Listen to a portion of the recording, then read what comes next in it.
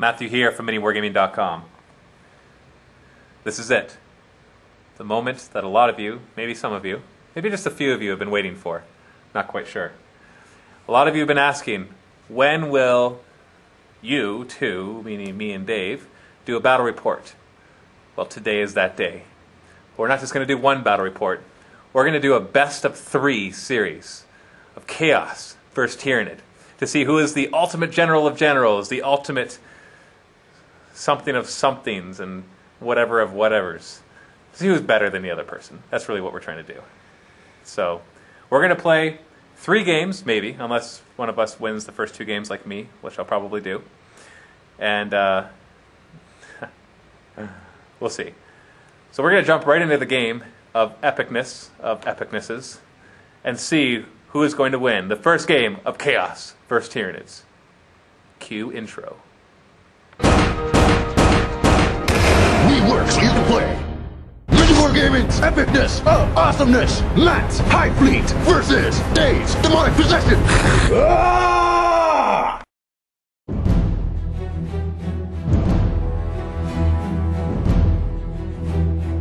This is what we have going on here for my army. So let's point our heads down and look at the pimple-faced crap that's going to blow up everything on the board. The Plague Green Army. That is the Demon Prince that I am fielding. Now, it's not actually a Demon Prince of Nurgle in the game, I just like the model. Behind him are the Obliterators. For all of you who know what the Obliterators can do, you already know. For all of you who don't know, they can do everything. Now for the Plague Marines. If you're wondering why there's 2 regular Chaos-based Marines in each squad, those guys are proxying for the 2 Flamers that are in each squad. Because as you know, Matt has his Tyranids. He's got a lot of gaunts. And we don't like gaunts.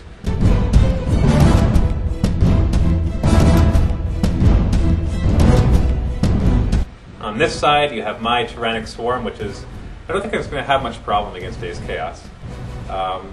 He doesn't play very often, so... Yeah. Not true. I just don't think he's going to... His tactics aren't really good. His army's so-so. And yeah, we'll see what happens here. Okay, so down here... Stop switching the camera, it's on me now. This is my time. Right here, we've got 2 Turbogons who are leading the charge. They're both HQ choices, and they both have Catalyst, which allows them to give Feel No Pain. It's a psychic power that gives Feel No Pain to a unit. The bulk of the army is 6 troop choices. It's 3 squads of 21 Hormigons, and 3 squads of 10 Gene Stealers. Now, all of the troops have, you probably guessed it if you've watched my battle reports before, Toxin Stacks, which give them all poison attacks. This is going to be important because he's got Nurgle, which have toughness 5. So I'd normally be winning them on 6s with the Hormigons. Now I'll be winning them on 4s. And he's got a Demon Prince. And we all know that the bane of a Demon Prince are Hormigons. If you don't know what I'm referring to, go watch Captain Slaughter's Rejects episode 3. Season 2, episode 3. And it's true, they actually do die really quickly to Hormigons and Toxin Stacks. And just because I have the points to do it, I'm going to bring a Doom of Melantai, proxied in by his own Zoanthrope, coming down in the Spore Pod. His job is to come down and do what he does in every other battle that you see him in, and that is kill a few guys, maybe kill a few more guys with a psychic attack, and then distract the army because they take a lot of firepower to take him down. Now, he does have some multi-meltas, so he might get lucky with a single shot and kill him, because he's only got toughness 4, so he can be insta-kill. He does have invulnerable saves, which more often than not do save him. So, my strategy is going to be simple. Turbogons and Hormigons out front.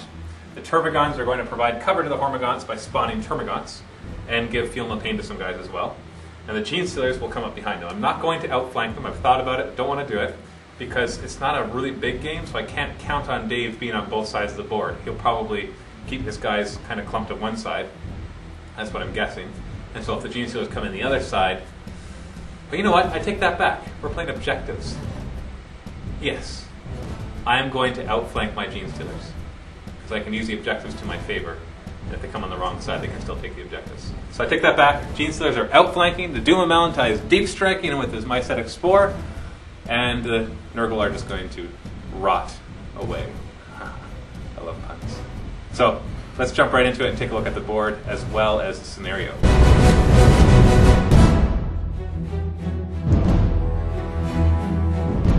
Here we have our board. Just a typical 4x6 board with some smattering of terrain. All the craters are going to count as difficult terrain, and they will grant a 5+ cover save to anybody inside of them, as long as half of them are inside of it, just like regular. Everything else just provides a 4+ cover save as normal. You can see through the trees, all that kind of stuff. Cannot use the bastions. Not allowed to go on top of them. They're impassable terrain. We are going to play objectives. So we're going to get D3 plus 2 objectives. So you have the die. You're going to roll D3. Where's the die? I gave you the die.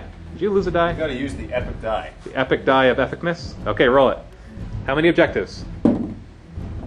Oh, only 3 objectives. That really sucks. So let's roll to see who gets to place the first objective. Sucks for you. 3, that is an epic die. Holy cow.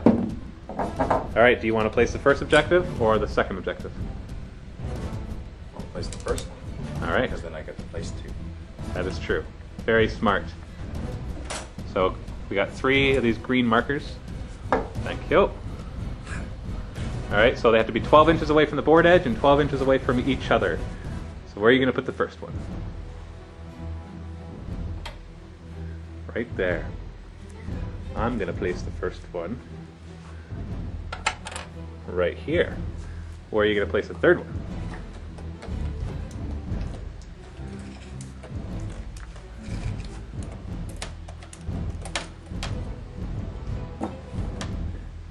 Just quickly check that's 12 inches from the board edge. It should be.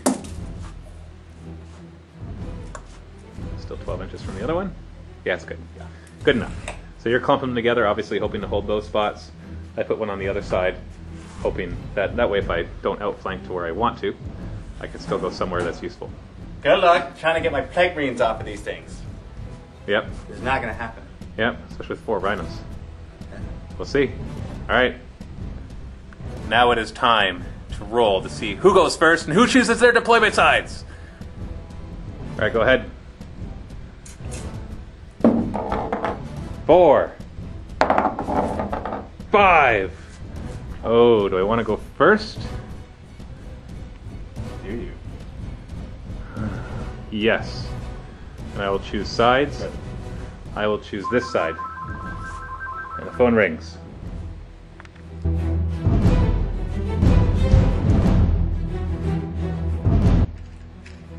Okay, so objectives, 12-inch deployment, pretty straightforward. Dave decides he wants to put the objectives on this side, so obviously I'll put the bulk of my army right here. I'll make him come to me.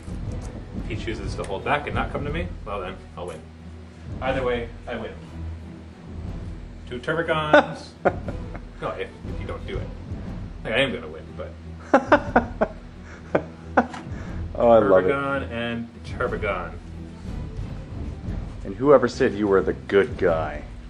Who is that? Exactly. Nobody. Matt's the bad guy. He is. I mean, look at his army. It's representative Oh, come on. of how he feels. You're chaos. That's even worse. My guys are just out for dinner. Well, here's something that actually makes sense. My guys are not fearless. The normal guys are. They are, yes, Yeah. but the regular Chaos Space Marines are not. So they need to be specialized to not be fearless. No. Your guys are, if they're not fearless, which means they're in Synapse, they just don't even care.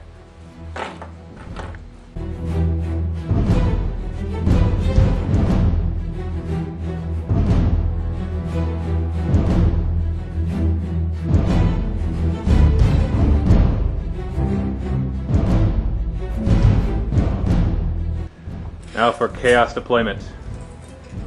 He's got a lot to deploy. 4 rhinos, 3 obliterators, and a demon prince. Oh, 12 inches, remember? What are you doing? Trying to cheat Just thinking out loud here. He's cheating already. Come on, measure it. 12 inches. I'm the kettle. Get a pot. Wow, like pot calling the kettle black. It's actually the other way around. So he doesn't have to worry about I'm the kettle. Yeah. The pot calling the kettle black. I'm the kettle. You're calling me a cheater. Oh, it's the kettle calling the pot black. That makes no sense. That's like saying rock, scissors, paper. Rock, scissors, paper. Rock, scissors, pizzers. You're making fun of me for your mistake right there? Yeah. No, he doesn't have to worry about the difficult terrain quite as much. Because he gets to re-roll. He gets to re-roll with his dozer blades. Now there's still a chance. It's a 1 in 36 chance, so. Shell from You know what? Okay. Shell from a distance. Scrap everything that just happened.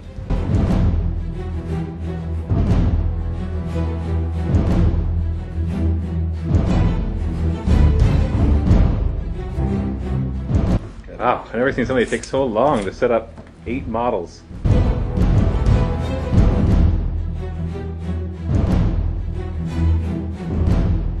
Okay, so this is Dave's deployment. So let's take a look at the whole deployment. I'm on one side, he's on the other. There's the whole deployment. I don't even care about the objectives. Why don't we quickly roll to see if you steal initiative? Do you even want to steal initiative? Oh, yeah. Of course you do. All right. Kiss. Here, catch. Oh! All right, here we go. Oh, the opposite. I actually get 2 first turns when you roll a 1. Did you know that? It's in the new 5th edition rules. It was in an FAQ. You're actually cheating now.